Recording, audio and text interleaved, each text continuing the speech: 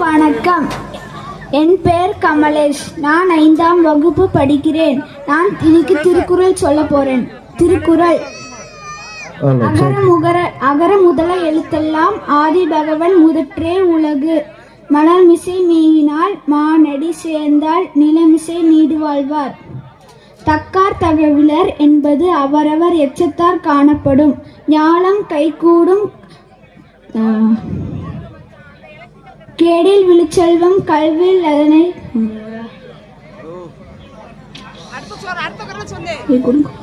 ஞானம் கருதினும் கைகூடும் காலம் கருதி இடத்தார் செய்யின் என்பில் அதனை வெயில் போல காயுமே அன்பில் அதனை அறம். கேடில் விழுச்செல்வம் கல்வி ஒருவருக்கு மாடல்ல மற்றையவை. தன்னைத்தான் காக்கின் சினம் காக்க காவாக்கால் தன்னையே கொல்லும் சினம் என்பத்தால் எய்தல் எளிதென்ப யார் மாட்டும் பண்புடைமை என்னும் வழக்கு. சுழன்றும் ஏற்பின்னது உலகம் அதனால் உழந்தும் உழவே தலை. உழவார் உலகத்தார்க்கு ஆணி அற்றாற்றாது எழுவாரை எல்லாம் பொறுத்து.